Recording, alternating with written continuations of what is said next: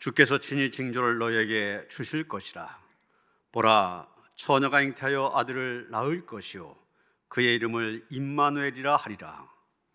하나님은 영이시니 예배하는 자가 영과 진리로 예배할지니라. 이 땅에 구원자로 오신 우리 구주 예수님의 강림을 기다리며 저희 대강절 마지막 주일 예배를 드립니다. 성탄절이 가까이 다가올수록 하나님을 향한 우리의 믿음과 소망과 사랑이 더욱 깊어지게 하옵소서. 은혜를 삼하며 주님을 바라보고 있는 저들 기억하시고 오늘도 예배하신 말씀과 은혜로 충만하게 채워 주옵소서. 삼일체 하나님께만 온전히 찬송과 영광을 올려드리며 죄인들 구원하시게 하여 이 땅에 오신 예수님의 이름으로 기원하옵나이다. 아멘.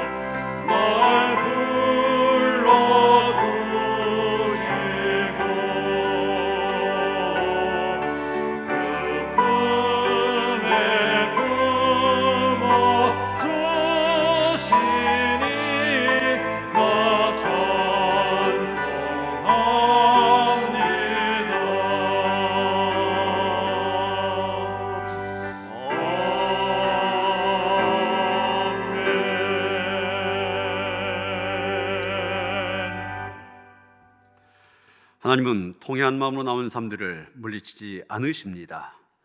이제 우리 모두 함께 진정으로 우리들이 저진 죄를 뉘우치고 고백합시다. 거룩하신 하나님, 주님의 탄생을 기다리며 신앙을 바르게 세워나가야 할 대강절 기간 내내 저희들은 불신앙적인 삶을 살았습니다. 예수님은 인간의 몸을 입기까지 낮아지고 겸손하셨는데 우리는 하나님 앞에서 교만하였고 이웃들 사이에선 높아지려고 하였습니다. 예수님께서는 인류의 가난과 연약함을 감당하시려고 말구유로 오셨건만 저희들은 좀 더 편한 자리로 나아가고 좀 더 권세 있는 위치로 높아지려는 생각에 이기적인 삶을 선택하며 살았습니다. 오 자비의 주님, 대강절 마지막 주간에 드리는 우리의 회개를 받으시고 완악함과 어리석음을 용서해 주옵소서. 예수님의 이름으로 이 고백의 기도를 드립니다. 내가 듣고 마음이 부드러워져서 여호와 앞 곧 내 앞에서 겸비하여 옷을 찢고 통곡하였으므로 나도 내 말을 들었노라. 여호와가 말하였느니라. 내가 여호와의 인자심을 영원히 노래하며 주의 성실하심을 내 입으로 대대에 알게 하리이다.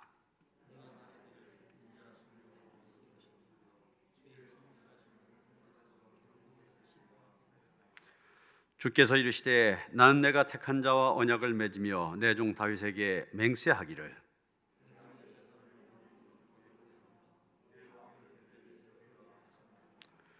그때 주께서 환상 중에 주의 성도들에게 말씀하여 이르시기를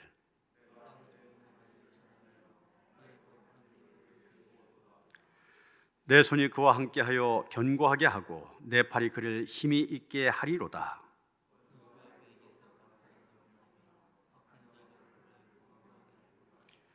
내가 그의 앞에서 그 대적들을 박멸하며 그를 미워하는 자들을 치려니와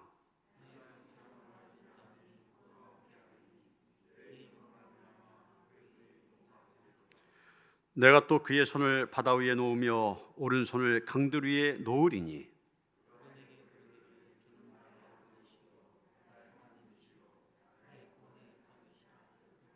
아멘.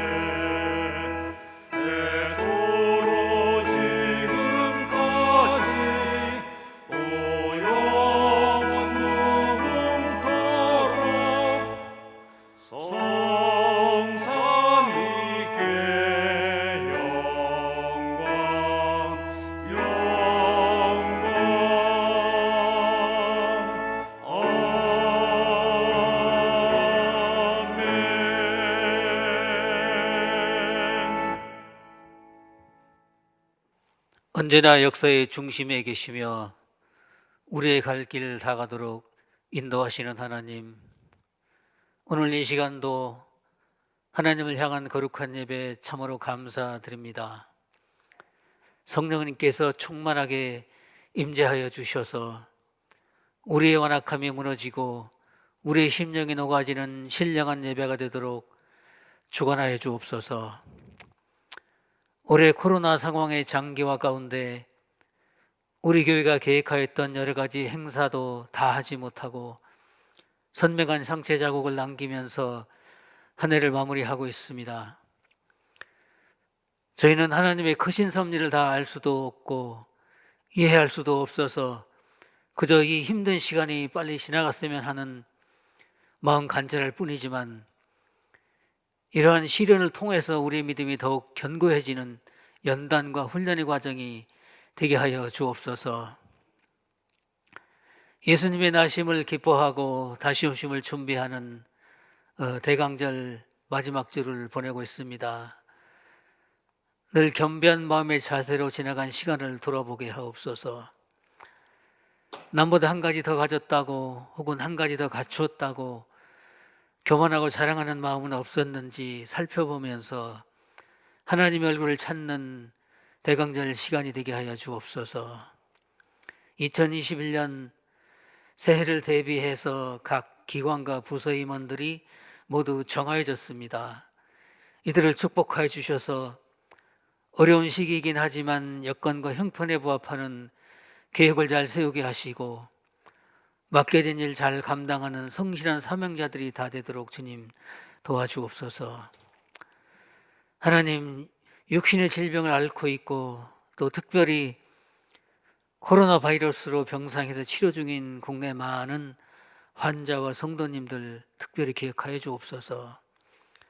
주님께서는 몸이 아픈 자들을 항상 긍휼히 보시고 보살펴 주셨습니다. 이들에게 하나님의 특별한 은총으로 나음을 받게 해주셔서 참 평강과 기쁨이 함께 해주시기를 간절히 기도하고 원합니다. 이 시간 말씀으로 나아갑니다. 우리에게 영적 지도자로 세우신 담임 목사님, 전하시는 모든 말씀이 하나님이 직접 전하시는 성령의 음성이 되게 하여 주옵소서. 영혼의 마음밭에 잘 심겨져서 오늘의 환난을 잘 이겨 승리하는 저희 모두가 되고 영적인 질병도 치유가 되고 회복하는 귀한 시간으로 인도하여 주옵소서. 세 분의 부목사님 그리고 전도사님들, 하나님의 선한 사업에 협력을 이루어 나갈 때 만나게 되는 어려움들 많이 있습니다. 모두 하나님께서 해결해 주시고 책임져 주시기를 간절히 원합니다. 이 시간 모든 말씀 예수님의 이름으로 기도드렸습니다. 아멘. 하늘에 계신 우리 아버지여, 이름이 거룩히 여김을 받으시오며 나라가 임하시오며 뜻이 하늘에서 이루어진 것 같이 이 땅에서도 이루어지이다. 오늘 우리에게 일용할 양식을 주시옵고 우리가 우리에게 죄 지은 자를 사하여 준 것 같이 우리 죄를 사하여 주시옵고 우리를 시험에 들게 하지 마시옵고 다만 악에서 구하시옵소서. 나라와 권세와 영광이 아버지께 영원히 싸움나이다. 아멘.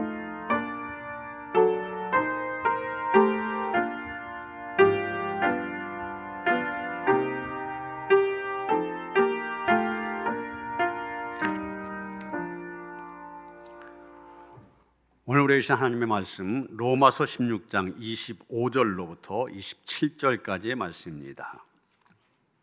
신약성경 261쪽입니다. 로마서 16장 25절로부터 27절까지의 말씀 봉독합니다. 나의 복음과 예수 그리스도를 전파함은 영세전부터 감추어졌다가 이제는 나타내신 바 되었으며 영하신 하나님의 명을 따라 선자들의 글로 말미암아 모든 민족이 믿어 순종하게 하시려고 알게 하신 바 그 신비의 계시를 따라 된 것이니 이 복음으로 너희를 능히 견고하게 하실 지혜로우신 하나님께 예수 그리스도로 말미암아 영광이 세세 무궁하도록 있을지어다. 아멘.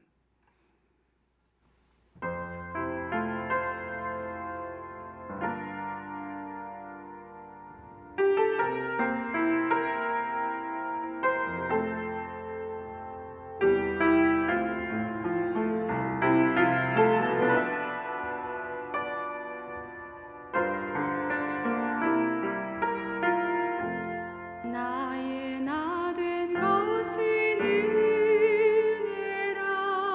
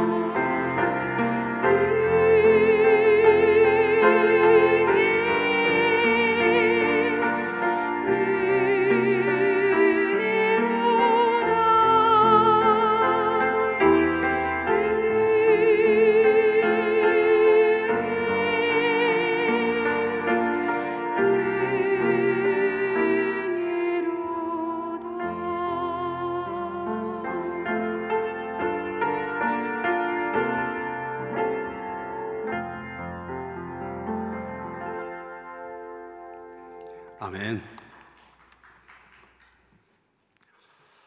할렐루야. 대강절 네 번째 주일을 맞이하며 여러분 보시는 것처럼 마지막 네 번째 주에도 불이 밝혀져 있습니다. 빛의 역할은 어둠이 있는 것을 밝게 하는 것입니다. 이 대강절의 초가 한 주, 두 주, 세 주, 네 주 자꾸 가면서 빛을 더해간 것처럼 코로나19로 인한 절망으로 뒤덮인 이 암울한 세상에 빛 대신 그리스도로 말미암은 소망의 빛이 우리의 현실을 더욱더 밝게 해주시기를 주님의 이름으로 축원합니다. 오늘 제목을 나의 복음 그랬는데 여러분 복음이 무엇입니까? 한자어로 풀이하면은 복자에다가 소리 음자, 그래서 복된 소식, 이게 복음입니다. 여기에 해당하는 헬라어가 유앙겔리온 이런 말인데 영어로 굿뉴스 이렇게 번역하고 있습니다. 또 가스펠 이렇게 번역하고 있는데 기쁜 소식, 좋은 소식 그런 뜻입니다. 여러분 부모에게서 복음이 무엇입니까? 부모에게 기쁜 소식이 무엇입니까? 자식이 잘 되었다고 하는 것, 자식에게 좋은 일이 생겼다고 하는 것, 그게 복음이요 기쁜 소식 아닙니까? 얼마 전에 저희 막내 아들이 저희 가족끼리 하는 단톡방이 있는데 거기에 나 어떡해요 그러면서 사진을 하나 올렸습니다. 보신 것처럼 금상을 수상하게 되었다는 겁니다. 아들이 대학 졸업반인데 공대다 보니 이 졸업 논문을 쓰는 것이 아니라 졸업 작품을 만들어서 제출해야 됩니다. 그리고 그 졸업 작품을 가지고 학교에서 전시회를 하는데 아들이 팀장이 되어서 4명이 함께 만든 그 작품이 총장상을 받게 되었습니다. 학교에서 제일 잘한 작품이 된 거죠. 그 다음에 과학기술정보통신부에서 주최하는 IT 분야에서는 우리나라에서 가장 큰 공모전이라고 하는데 거기에 출품해서 금상을 받게 된 겁니다. 정보통신부 장관상을 받게 됐어요. 상금으로 400만 원을 받게 되고 비용 전액을 부담한 데다가 테슬라 차량까지 빌려주면서 일주일 제주도 연수까지 보내준다는 겁니다. 그 소식을 듣고 하루 종일 이 단톡방에서 아이들이 많이 쓴 말로 헐, 대박, 미쳤다, 지린다 이런 말까지 써가면서 온 식구들 얼마나 신나했고 또 기뻐했는지 모릅니다.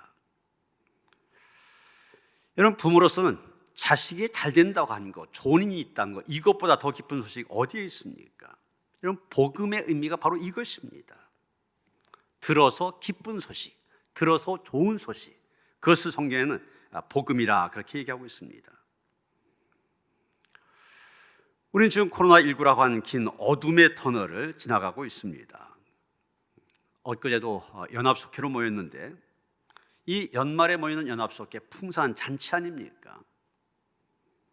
한 해 동안 잘하신 분들 시상도 하고 수고하신 분들 선물도 드리고 함께 모여서 간식도 나누며 교제하는 시간 얼마나 좋은 시간입니까? 그런데 이번에 지역장님들만 몇 분 모여서 하는데 하면서도 얼마나 쓸쓸한지 모릅니다. 올해는 사상초유로 크리스마스 이브 행사도 갖지 못합니다. 모이지도 못하고 또 아이들 모여야 연습이 되는데 연습도 못하고 성탄절 예배도 송구영신 예배도 교회에 모이지 못하고 비대면 온라인으로 드려야 됩니다. 교회 안에서의 이런 상황만 생각해도 참 답답합니다. 언제까지 이래야 되나 탄식까지 나옵니다.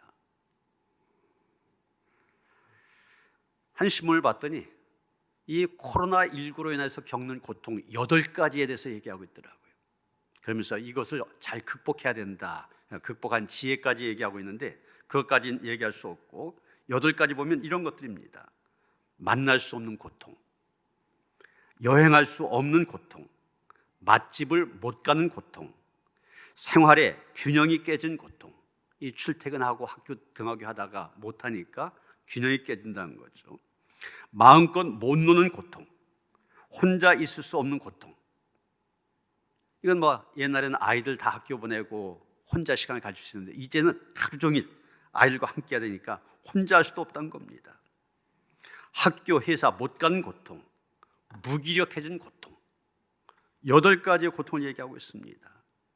우리는 지금 그 고통 속에 살아가고 있습니다. 그런데 여러분, 이런 코로나19라고 하는 그런 어려운 상황 가운데 있는 우리에게 복음, 기쁜 소식은 무엇입니까? 끝이 보인다는 거 아닙니까? 백신이 개발되어지고 치료제가 개발되어지면서 코로나19의 종식이 눈에 보인다. 이게 기쁜 소식, 이게 복음 아닙니까?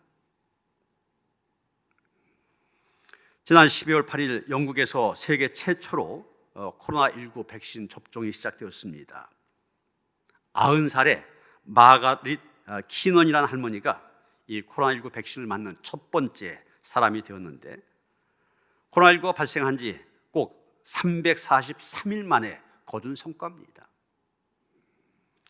지난 14일에는 미국에서도 역시 코로나19 백신 접종이 시작되었는데, 이민자 출신의 흑인 여성, 뉴욕 대형 병원 중환자실 간호사인 샌드라 린지라고 한 여인, 미국 최초로 이 코로나19 백신을 맞았다. 그래서 그 장면 전 세계 생중계까지 되었습니다. 우리나라도 백신의 부작용이라든지 임상 중단 등 여러 가지 상황을 감안하면서 협상을 진행하다 보니 다른 나라에 비해서 늦었는데 내년 2, 3월부터 순차적으로 도입하여 접종하게 될 거라 그렇게 얘기합니다. 이제 어둠의 긴 터널의 끝이 조금씩 보이는 것 같습니다. 그렇게만 되면 코로나19 때문에 불편해하지도 불안해하지도 우울해하지 않아도 된다고 하는 것, 이것이 우리에게 복음, 기쁜 소식 아닙니까? 그런데 지난 15일 서울에서 코로나19 확진된 60대가 나흘간 병상 배정을 기다리다가 결국 사망했다는 그런 보도가 나왔습니다. 경기도에서도 병상을 기다리다가 사망한 사람이 5명이 된다. 또 그렇게 얘기합니다. 이 확진자가 폭증하면서 확진 판정을 받았으면서도 치료 병상이 없어서 집에서 그냥 대기하다가 이렇게 되고 만 것입니다. 여러분, 코로나 백신의 개발에 성공했다, 또 접종이 시작되었다, 많은 사람들에게 복음, 기쁜 소식이 되지만 이런 사람들에게는 복음이 되지 못합니다. 기쁜 소식이 되지 못합니다.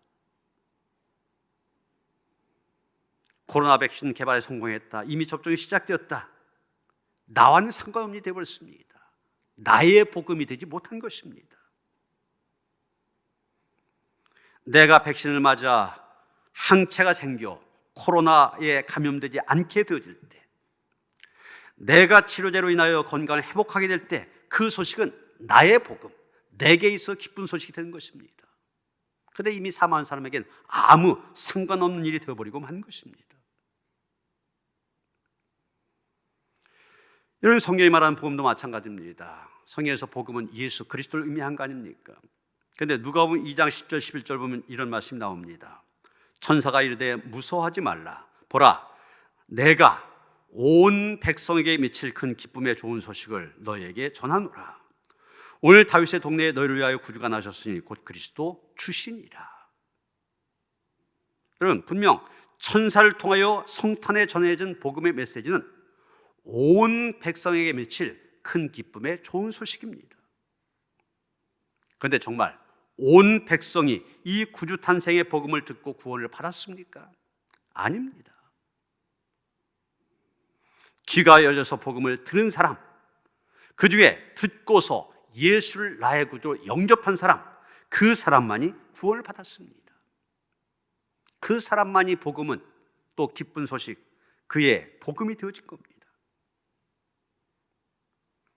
사도 바울도 그런 사람 가운데 한 사람입니다.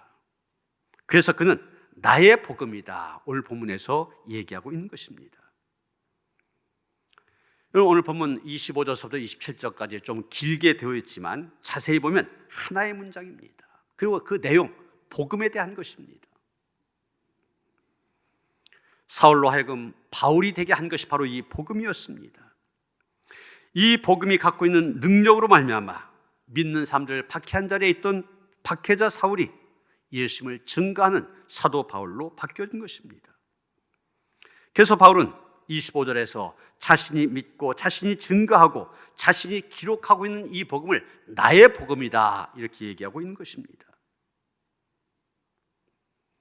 이 나의 복음이란 말, 새번역 성경과 공동번역 성경에 보면은 내가 전하는 복음 이렇게 번역하고 있는 것을 보게 됩니다. 바울이 말한 나의 복음, 그가 전하는 복음이란 얘기입니다. 바울은 그 복음을 단지 들었을 뿐만이 아니라 믿고 자기의 것으로 삼았고 더 나아가서 그것을 전하겠다, 그런 다짐의 뜻에서 나의 복음 이렇게 얘기하고 있는 것입니다. 자신을 구원의 길로 인도하고 자신을 견고하게 해준 이 복음, 이 복음이 모든 사람들로 하여금 생명을 얻게 하고 또 구원받은 성도를 견고하게 합니다 이렇게 고백하고 있는 것입니다. 그 오늘 말씀은 바울이 이 복음이 우리를 견고하게 한다 이렇게 얘기하고 있습니다. 견고하게 한다 무슨 뜻입니까? 우리로 하여금 예수 그리스도에 대한 확실한 믿음을 갖게 한다는 얘기입니다. 우리로 하여금 이 세상에서 어떤 시험과 환난이 와도 흔들리지 않고 예수 그리스도에 대한 믿음을 끝까지 지키게 하신다, 그런 뜻입니다. 얼마 전에 집사님 한 분이 우리 교회에 등록하셔서 새가족 신방을 하였습니다. 이야기를 들어보니까 그분의 이 신앙의 여정 얼마나 힘들었는지 모릅니다. 그 이야기를 들으면서 편하게 신앙생활 하시는 분들 회개해야 되겠다 이런 생각까지 했습니다. 이분은 어린 시절부터 신앙생활을 하고 있었는데 나중에 남편 되신 분 3년 동안이나 스토커가 되어서 뒤를 쫓아다녔대. 나하고 결혼해달라고. 3년 동안 도대체 떨어지지 않으니까 결국은 결혼하면 교회 함께 나가겠다 약속을 받아낸 다음에 결혼했답니다. 근데 남자분들 가운데는 그런 약속 해놓고 나중에 이 부도수표 남발하신 분들 많이 계시죠. 이분 남편도 그랬답니다. 결혼이라는 목적을 달성하고 나니 언제 그랬느냐 듯이 교회 안 간 것은 물론이고 심지어 아내가 교회 다니는 것마저 핍박하더라는 거예요. 수요일이나 금요 심야 기도회 때 교회 다녀오면 그때는 이제 퇴근해서 집에 있지 않습니까? 교회 갔다 왔다고 해서 교회 가지 말라고 라이터에 불을 붙여서 커튼에 불을 지르려고 하면서 너 계속 교회 나가면 교회 불 지르겠다 협박을 하더랍니다. 365일을 술에 취해 사는 알코올 중독자였는데 어떤 때는 교회 다녀왔다면 때리기도 합니다. 어떤 때는 교회 예배 드리고 집에 들어가면 보조키로 문을 잠가 놓습니다. 열어주지 않고 교회 가서 살라고 아예 그럽니다. 그러면 찜질방에 가서 잠을 자고 다음날 남편이 출근한 다음에 사람을 불러서 겨우 딴 다음에 집에 들어오고 이랬다는 겁니다. 여러분, 그 핍박 속에서도 믿음을 지킨 이유가 무엇입니까? 바로 나의 복음이기 때문입니다. 나에게 기쁜 소식, 나를 구원하신 복음이기 때문에 그렇습니다. 나의 삶을, 나의 믿음을 견고하게 하시는 복음이기 때문에 어떤 핍박 속에서도 그것을 이길 수가 있었던 것입니다. 다시 26절 좀 더 자세히 보면 바울은 말합니다. 이 복음으로 너희를 능히 견고하게 하실, 여기 능히란 말이 나오는데 복음의 능력에 대한 얘기입니다. 로마서 1장 16절에는 바울은 좀 더 구체적으로 얘기하고 있는데 이 복음은 모든 믿는 자에게 구원을 주시는 하나님의 능력이 됨이라 이렇게 말하고 있습니다. 우리말 능력으로 번역된 헬라어 듀나미스란 말입니다. 두나미스. 우리 그 청년들 찬양대 이름이 두나미스 찬양대인데 바로 이 능력이란 말 히라브로 두나미스입니다. 그런데 이 두나미스란 말에서 영어에 다이너마이트라는 그런 단어가 나왔습니다. 다이너마이트 얼마나 폭발력이 있습니까? 바위까지 다 깨고 뚫잖아요. 복음은 이렇게 다이너마이트처럼 폭발력이 있다는 얘기입니다. 바울은 이 복음이 갖고 있는 능력을 의심하지 않았습니다. 그러기에 그는 복음을 위하여 고난을 받아도 견딜 수가 있었습니다. 복음을 위하여 굶기도 하고, 복음을 위하여 추위에 떨기도 하였고, 복음 때문에 수없이 많은 매를 맞기도 하였고, 복음을 전하다가 어떤 때는 죽을 뻔하기도 하였습니다. 그래도 끝까지 견딜 수 있었습니다. 참을 수 있었습니다. 그래서 끝까지 이겼습니다. 어떻게 가능한 것입니까? 복음의 능력을 믿었기 때문입니다. 바로 이 로마서를 기록하면서 기록의 목적을 분명히 밝히고 있습니다. 로마서 1장 15절입니다. 그러므로 난 할 수 있는 대로 로마에 있는 너희에게도 복음 전하기를 원하노라.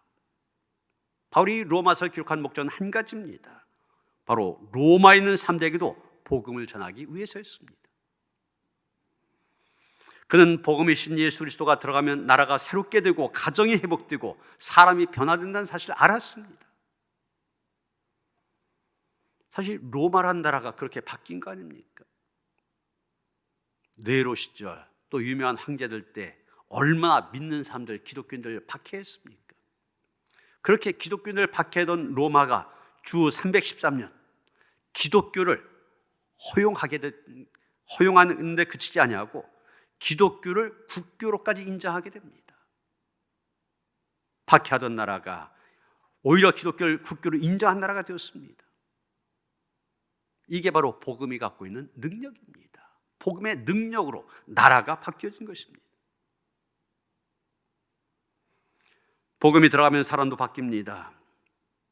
여리고 동네의 세리장이요 부자였던 삭개오, 복음을 듣고 새 사람이 되었습니다. 재물을 집안 가득히 쌓아놓고도 행복하지 못했던 부자, 재물을 가난한 사람들에게 나누어 주고도 행복해질 수 있었습니다. 그 무엇도 할 수 없는 것, 바로 복음이신 예수 그리스도의 능력으로 가능하게 되었던 것입니다. 미국의 유명한 신학자요 목회자인 볼드윈 목사님 이런 말을 하였습니다. 난 20대 여러 가지의 철학과 종교를 공부했다. 그리고 내가 공부한 그 철학과 종교와 기독교를 비교할 때 기독교는 너무 단순하다 이렇게 생각했다. 나는 30대에 내가 추구하던 철학과 종교들이 내 인생의 문제에 대답을 줄 수 없다는 것을 알았다. 그때 복음은 나에게 심오한 것으로 다가왔다. 40대에 나는 삶의 모든 문제들과 싸우면서 복음을 의지했을 때 복음은 능력으로 내게 다가왔다. 50대에 들어와서 내가 지금까지 쌓아놓은 것이 허무하게 느껴졌을 때 인생의 의미가 무엇이냐고 질문하였다. 그때 복음은 내 삶의 가장 소중한 것이 되었다. 60대가 되어 내 친구들이 하나둘 떠난 것을 보면서 내가 붙잡고 의지할 수 있는 것은 복음밖에 없었다. 그때 복음은 나에게 유일한 것이었다. 복음이 없이 나는 살지 못한다. 복음은 내 삶의 전부다. 복음은 내 인생이다. 여러분 그렇습니다. 복음은 모든 민자에게 구원을 주시는 하나님의 능력입니다. 그런데 여러분에게 있어 이 복음 얼마나 중요한 것입니까? 볼드윈 목사님은 복음은 내 삶의 전부다. 내 인생 그 자체다. 이렇게까지 얘기하고 있습니다. 여러분에게도 복음이 그렇게 중요하냐는 얘기입니다. 공산치하의 루마니아에서 14년 동안 감옥살이를 하신 리처드 범브란트 목사님, 루마니아의 살아있는 순교자 이렇게까지 불려진 분입니다. 이분이 붙들려 고문을 당하는데 고문을 당하면서도 자기를 고문하고 있는 비밀 경찰들에게 복음을 전했던 겁니다. 여보시오, 나는 여기서 죽어도 괜찮소. 예수 그리스도를 믿고 있으니까. 하지만 당신들은 예수 그리스도를 모르고 있지 않소. 그분을 믿으시오. 죄 산 받고 구원 받으시오. 이렇게 전도했던 겁니다.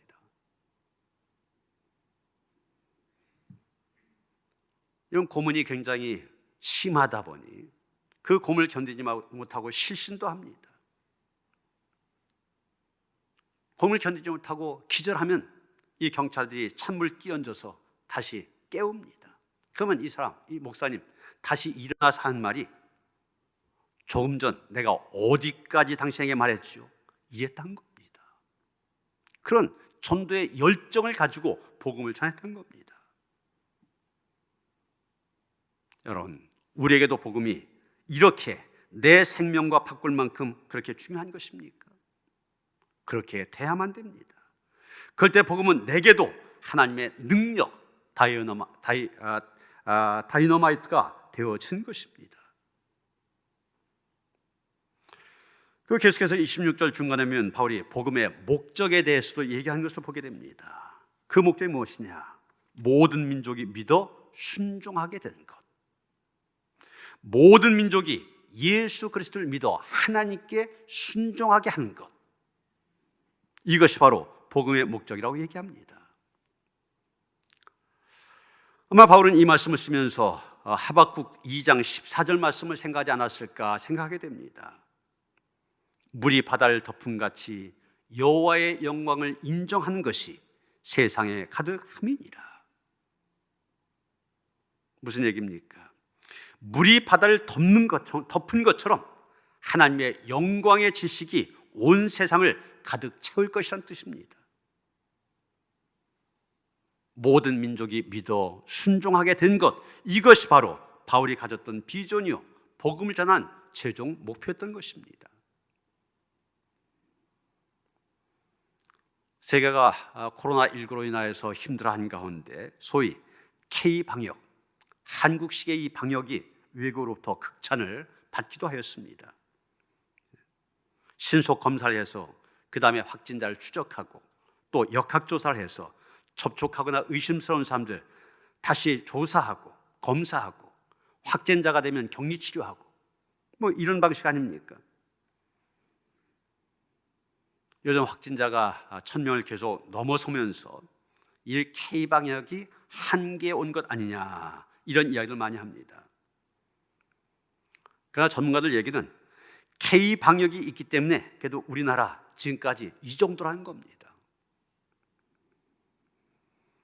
지금까지 우리가 그래도 K방역 때문에 경제도 나름대로 선방을 한 것이고 외국에 비해서는 물론 국민들이 생활하면서 뭐 생활에 스트레스를 받는다든지 마스크를 쓰는 불편함이 있지만 외국과 비교하면 비교할 수 없을 정도로 우리는 지금 잘 지내고 있다는 겁니다. 실제로 미국이나 유럽 같은 나라 보면은 우리나라보다 이 확진자 수, 사망자 숫자 수십 배, 수백 배 많지 않습니까? 그래서 사실은 이 K방역뿐만이 아니라 의료 기술 분야는 우리나라가 세계적인 실력을 갖추고 있는 그런 나라라고 얘기합니다.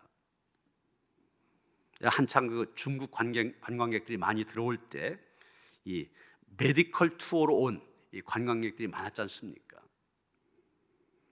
피부라든지 성형 검진 이런 분야는 우리나라가 아주 우수한 기술력을 갖고 있기 때문에 의료 서비스와 이 관광 산업을 접목시켜서 메디컬 투어 상품을 개발했던 것입니다. 그만큼 세계적으로 인정을 받고 있습니다. 또 다국적 제약회사들이 앞을 다투어 우리나라를 임상실험의 전초 기지로 삼으려고 애쓰고 있다는 거예요. 이건 역시 우리나라의 의료 기술의 우수성을 증명하고 있습니다. 그런데 여러분, 지금은 우리나라가 이 의료 분야 그 수준 세계적으로 자랑하는 그런 나라가 됐지만 뭐 멀리 갈 것 없이 100년 전만 한번 생각해 보세요. 100년 전에 우리나라 어떠했습니까? 그때까지만 해도 우리나라 지긋지긋하리만큼 가난과 질병의 포로 상태가 되어 살았습니다. 그 원인은 두 가지가 있는데 이 샤머니즘, 소위 무속 종교라고 하는 것, 그리고 또 하나가 유교의 선비 정신입니다. 우리나라에 기독교 복음이 들어오기 전까지만 해도 이 무속 종교가 우리나라 백성들의 정신세계를 지배했습니다. 자기의 인생을 사주팔자에 묶어놓고서 운명의 노예가 되어 살았습니다. 이런 이야기가 있습니다.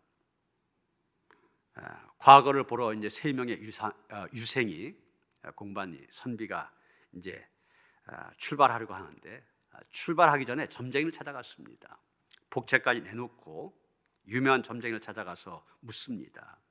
이번 과거 시험에서 어떤 결과가 나올 것 같은가? 이것저것 물어보던 점쟁이가 갑자기 방울을 흔들며 녹이 뜬 목소리로 말합니다. 신이 내리신다, 여길 봐라.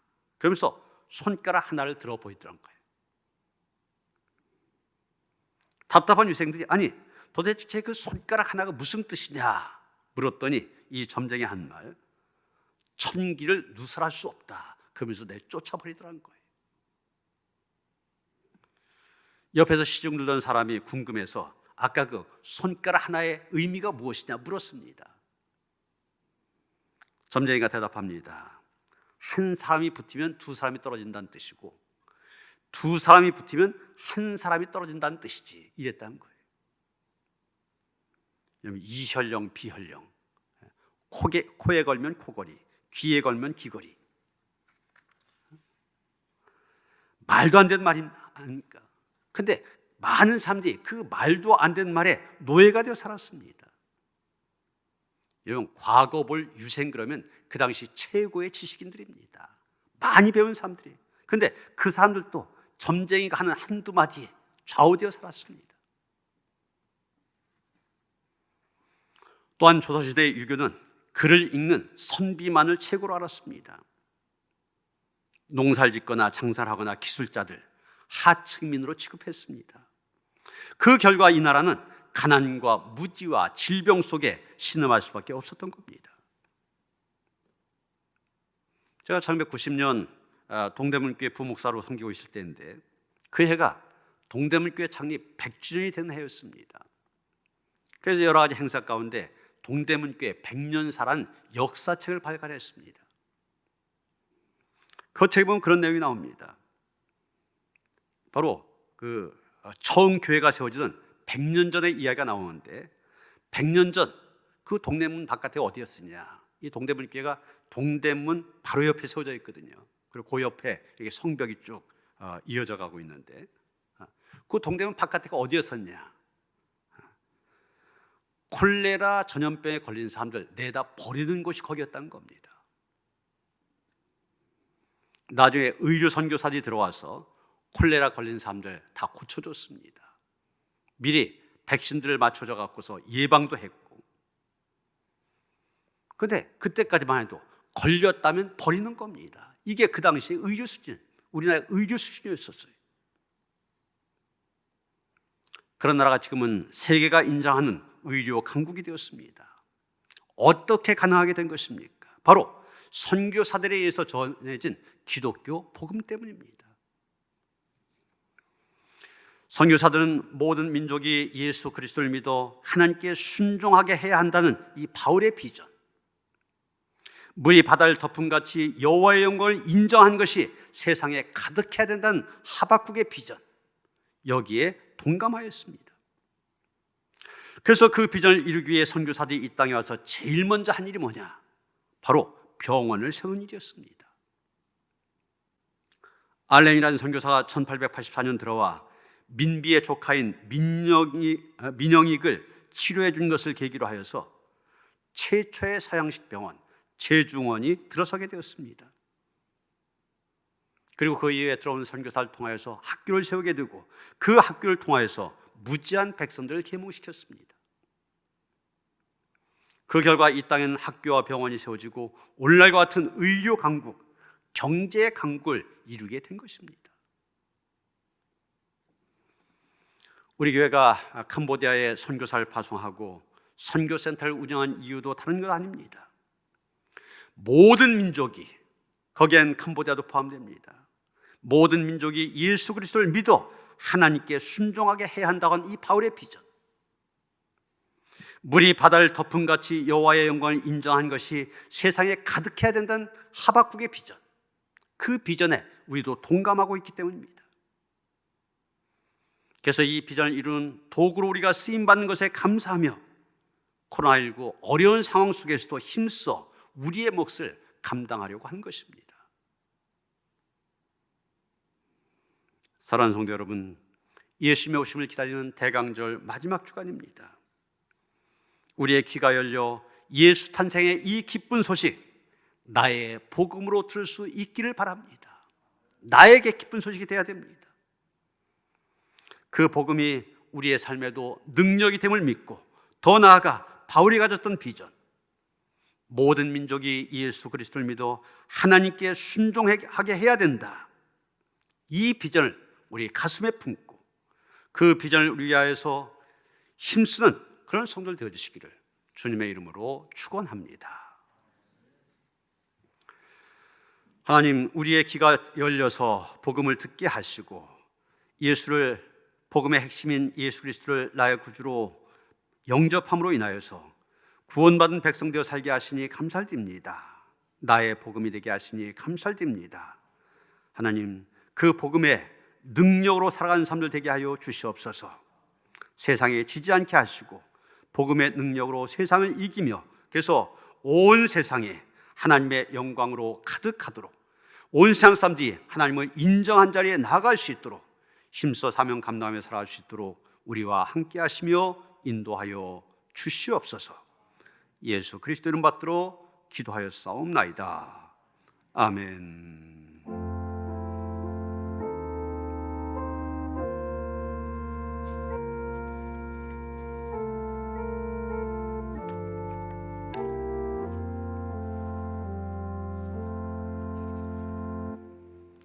배구장 찬송하시며 봉헌하시겠습니다.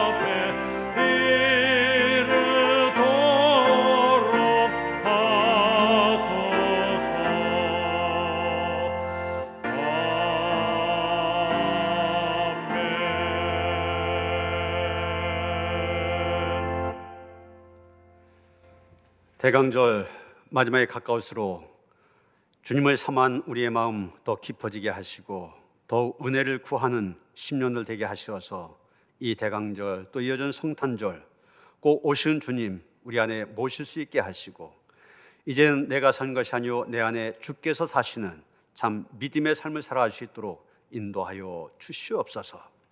정말 복음이 기쁜 소식이 나의 복음이 되어지기를 원합니다. 평생의 삶을 나의 복음으로 받아들이게 하시고 기쁨으로 주님 섬기며 살아갈 수 있도록 은혜 허락하여 주시옵소서. 이 시간 우리에게 은혜 주신 또 우리를 구원하신 하나님께 감사하며 예배할 때 정성된 예물을 드립니다. 믿음으로 드리오니 기쁘게 받아 주시옵소서. 예수 탄생의 기쁨이 우리뿐만 아니라 우리 가족 또 우리 가까이 하는 모든 사람들에게 미치는 큰 기쁨의 좋은 소식이 될 수 있도록 함께 하시옵소서. 이 사명 감당하며 살아갈 수 있는 주의 백성들 되게 하시옵소서. 들어진 물질 축사하사 쓰여진 곳곳마다 이 기쁜 소식 복음이 더 널리 증거되어지길 원하며 우리 주 예수 그리스도 이름 받들어 간절히 축원하며 기도하옵나이다. 아멘.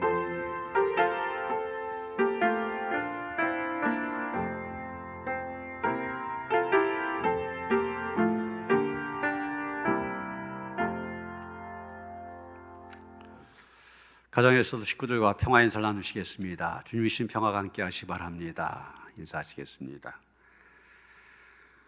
시간 성경 필사 마치신 분들이 있습니다.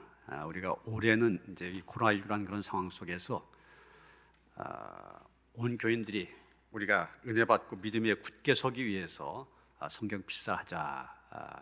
그래서 온 교인 함께 동참하자고 제안을 했는데 이미 하신 분들이 있습니다. 이분들 시상하며 격려하고 우리도 함께 도전받는 그런 시간이 되었으면 좋겠습니다. 오정자 권사님, 김현숙 권사님, 장순창 집사님 필사를 마치셨는데 앞으로 나오시죠. 시상을 하도록 하겠습니다.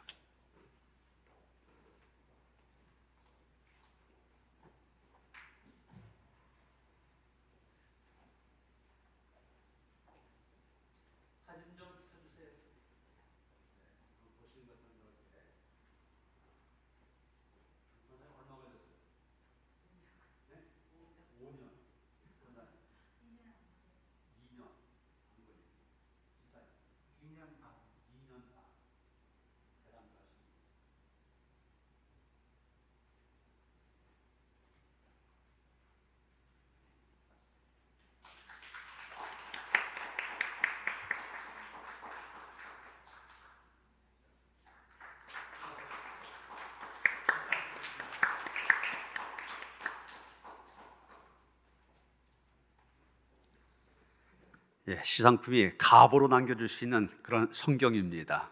여러분도 그 목표의식을 분명히 하시고 5년 걸리신 분도 있고 또 2년 반, 2년 채 안 걸리신 분도 계시고 또 권사님 한 분은 2년 채 안 걸려서 마치시고 또 시작했다.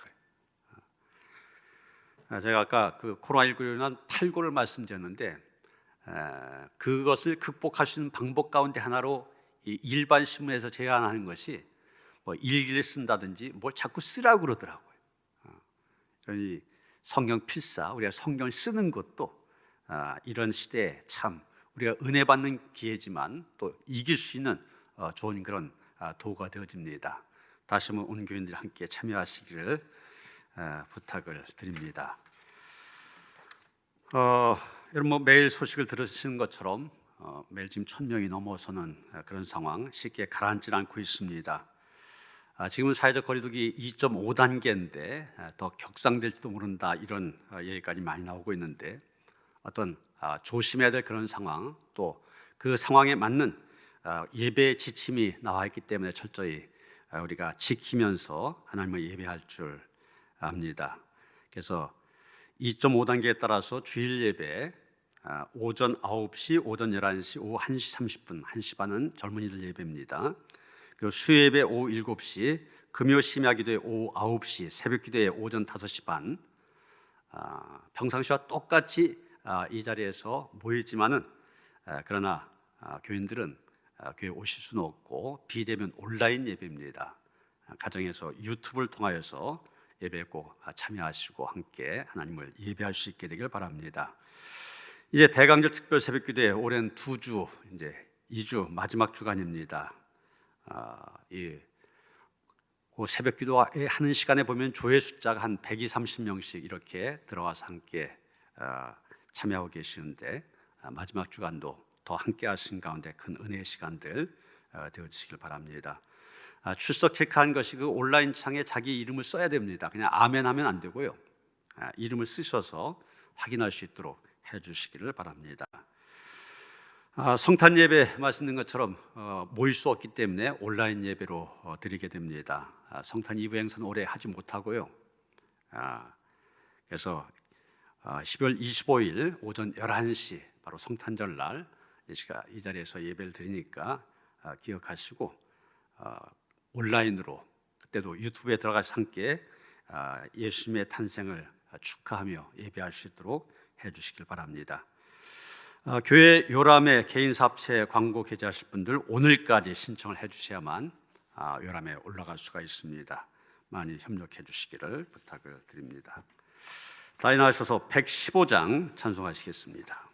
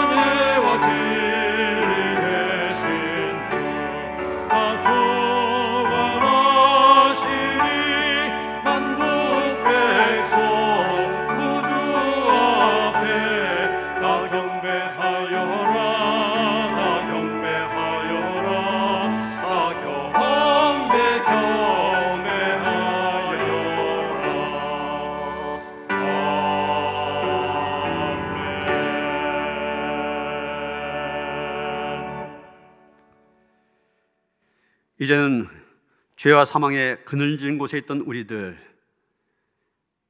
구원의 기쁜 소식을 들려주셔서 우리로 하여금 구원의 자리에 있게 하신 우리 주 예수 그리스도의 은혜와 하나밖에 없는 아들 아낌없이 우리 위하여 보내주신 하나님 아버지의 그 극진하신 사랑과 성령의 감화감동 역사하심이 예수 탄생의 기쁜 소식을 듣고 주님을 나의 구주로 영접하며 믿음의 삶을 통하여서 하나님의 자녀로 구원받은 백성으로 살아가길 원하며 또 힘써 그 복음 전하며 살아가길 원하며 다짐한 모든 성도들 가운데 이제로부터 영원토록 함께 하시옵기를 간절히 축원하옵나이다.